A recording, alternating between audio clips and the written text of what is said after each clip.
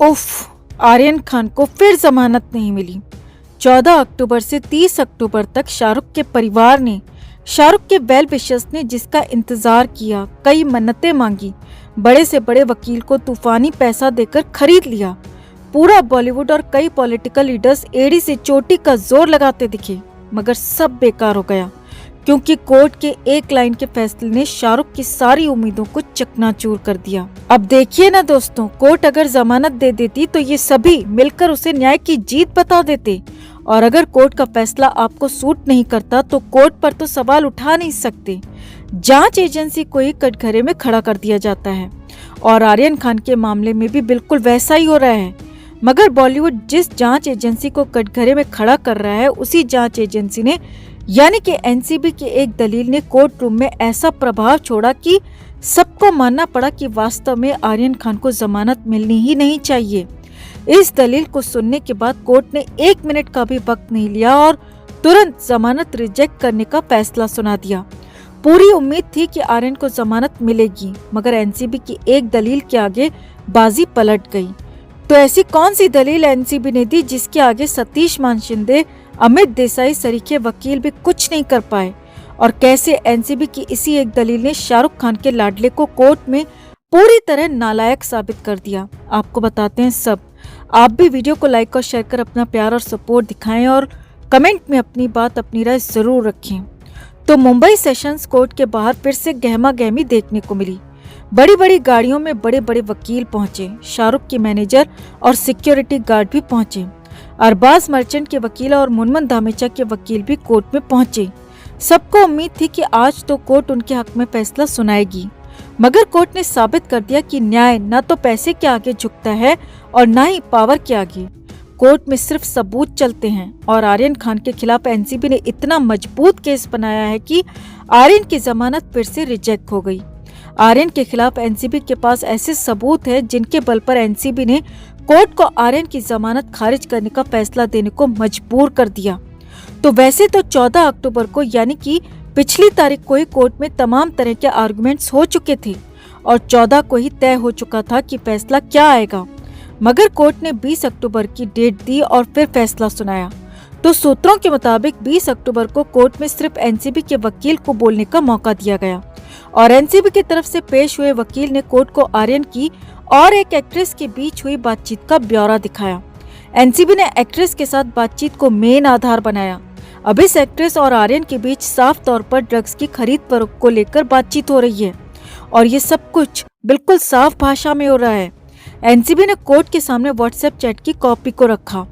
वैसे तो एनसीबी के वकील इस व्हाट्सएप चैट की कॉपी को 14 अक्टूबर को ही कोर्ट में रख चुके थे, मगर उस दिन एनसीबी को इस चैट पर बहस करने का और डिटेल में बताने का मौका नहीं मिला था, क्योंकि उस दिन कोर्ट का टाइम हो गया था और कोर्ट 20 अक्टूबर तक के लिए स्थगित की गई थी। इसीलिए कोर्ट के सामने 20 अक्टूबर को उस व्हाट्सएप चैट का ब्यौरा रखा। अब सूत्रों की माने तो कोर्ट आर्यन को जमानत देने को आश्वस्त थी, और आर्यन के वकील भी यही उम्मीद कर रहे थे कि आर्यन को जमानत मिल जाएगी, क्योंकि आर्यन के पास न तो ड्रग्स बरामद हुई थी और न ही किसी तरह का ऐसा सबूत मिला था जिससे आर्यन को जमानत मिलने में दिक्कत हो। मगर जानकारों की माने तो उस व्हाट्सएप चैट को एनसीबी ने मजबूत आधार की तरह पेश किया और कोर्ट के सामने आर्यन को पूरी तरह बेनकाब कर दिया। आर्यन कितने सालों से इस ड्रग्स के मामले में लिप्त है, इसे लेकर एनसीबी ने आर्यन का पूरा कच्चा चिट्ठा खोलकर कोर्ट के सामने रख दिया। अब जानकारों की माने तो एनसीबी ने व्हाट्सएप चैट के अलावा कोर्ट के सामने आर्यन की काउंसलिंग करने वाली संस्था के बयान को भी पेश किया। एनसीबी का कहना है कि आर्यन ने काउंसलिंग के दौरान खुद कबूल किया था कि वो अब तक जो कर रहे थे वो गैर कानूनी था, और आगे वो अपनी जिंदगी में कभी भी ड्रग्स को हाथ नहीं लगाएंगे। एनसीबी ने कोर्ट के सामने कहा, अगर आर्यन का ड्रग्स से कोई वास्ता नहीं है, अगर आर्यन ड्रग्स नहीं लेता तो वो ऐसा क्यों कहेगा कि वो कभी ड्रग्स को आगे हाथ नहीं लगाएगा। अब सूत्रों की माने तो जब एनसीबी के वकील कोर्ट में अपनी बात रख रहे थे, तब बीच में कई बार आर्यन के दूसरे वकीलों ने दखल देने की कोशिश की और एनसीबी की दलीलों को बेबुनियाद बताने की कोशिश की। मगर कोर्ट ने साफ कहा कि कोर्ट आज सिर्फ एनसीबी की दलील सुनने के लिए लगी है। आप सबकी दलीलें पिछली हियरिंग में हो चुकी हैं। मतलब कोर्ट का रवैया थोड़ा सख्त देखने को मिला। अब कोर्ट को एनसीबी के दोनों ही तर्क बेहद सटीक लगे। और एनसीबी की दलील खत्म होने के बाद कोर्ट ने सिर्फ 1 मिनट का वक्त लिया दोस्तों, और फैसला सुना दिया कि आर्यन खान को जमानत नहीं दी जा सकती। कोर्ट ने आर्यन खान समेत अरबाज मर्चेंट और मुनमुन धामेचा की जमानत को भी खारिज कर दिया। अब एनसीबी की दलील से साफ हो गया कि आर्यन अपनी पर्सनल जिंदगी में कई ऐसे काम कर चुका है जैसे काम कोई भी लायक इंसान तो बिल्कुल भी नहीं करता। यानी कि एनसीबी ने कोर्ट के सामने आर्यन खान को पूरी तरह नालायक साबित कर दिया और कोर्ट के फैसले ने एनसीबी की इस दलील पर मोहर भी लगा दी।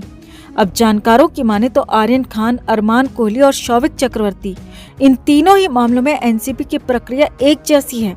अब शौविक चक्रवर्ती को 3 महीने जेल में रहना पड़ा था। अरमान कोहली पिछले 2 महीने से ज्यादा वक्त से जेल में हैं और माना जा रहा है कि आर्यन खान को कम से कम 6 महीने जेल में रहना पड़ सकता है।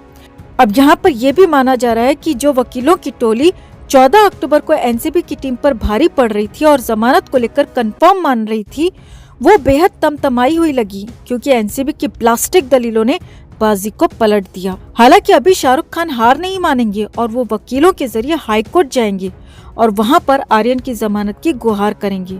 और इस बात के संकेत कोर्ट से बाहर निकलने पर आर्यन के वकील अमित देसाई ने दिए। मीडिया द्वारा पूछे गए सवालों के जवाब में अमित देसाई ने कहा कि वो कोर्ट का ऑर्डर मिलने के बाद हाई कोर्ट में जाने का फैसला करेंगे। वो पहले कोर्ट का पूरा ऑर्डर पढ़ेंगे और उसी के बाद डिसाइड करेंगे कि आगे क्या फैसला लेना है। अब जानकारों की माने तो कम से कम 1 महीना हाई कोर्ट की इस पूरी प्रोसीडिंग में लग सकता है, क्योंकि आगे आने वाला टाइम फेस्टिव सीजन का है। ऐसे में कोर्ट में काफी छुट्टियां भी रहेंगी और ये सभी दलीलें एक बार फिर से कोर्ट के समक्ष रखी जाएंगी, जिनमें कई तारीखें भी लग सकती हैं। तो 1 महीना और इन सब में लगना तय है और कोई जरूरी नहीं है कि इस 1 महीने के बाद भी आर्यन को जमानत मिल ही पाएगी।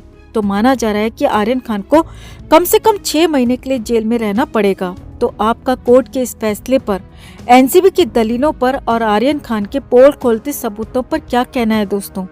कमेंट में आप भी अपनी बात, अपनी राय जरूर रखें और वीडियो को लाइक और शेयर कर अपना प्यार और सपोर्ट भी जरूर दिखाएं।